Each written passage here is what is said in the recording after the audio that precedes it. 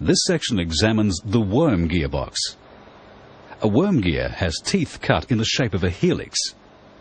The steering box is a gearbox. It converts the rotary motion of the steering wheel to the linear motion needed to control the wheels. Its gear ratio increases output torque and reduces the effort the driver has to apply. The input attached to the steering column is called a worm shaft. It is meshed with a sector or portion of a gear mounted on its own shaft at right angles to the worm. The outer end of the sector shaft has a tapered spline which mates with an internal spline on the pitman or drop arm. As the steering wheel rotates, the worm shaft causes the sector to move through an arc and transfer the motion through the pitman arm to the steering linkage.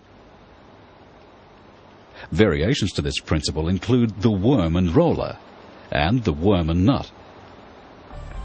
The recirculating ball steering box is a popular development of the worm and nut and worm and sector principle. Both ends of the worm shaft are supported in the housing by angular bearings, which are preloaded to reduce end float and side thrust movements of the worm when it's under load.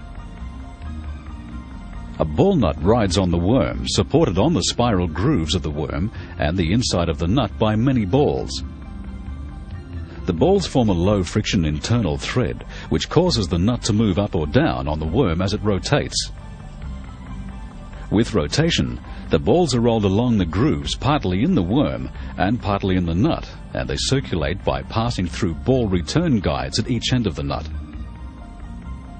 External teeth on one side of the nut mesh with the teeth of the sector gear formed on the sector shaft or pitman shaft, and this transfers the motion through the pitman arm to the steering linkage. The sector gear and nut teeth are designed so that when the teeth are in the straight ahead position, they have minimum clearance. This reduces free play in that position. The pitman shaft is supported by two caged needle roller bearings in the steering box housing. The sector teeth are angled, and an adjustment screw on the steering housing cover provides proper engagement of the sector gear and nut teeth.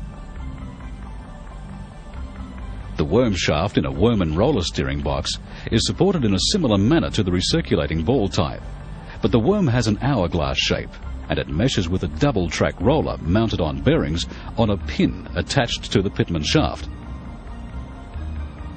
As the worm rotates, the roller moves in an arc, following the hourglass shape and transferring the motion to the pitman shaft. The hourglass shape changes the steering ratio slightly as the steering wheel is turned from the central position towards each lock.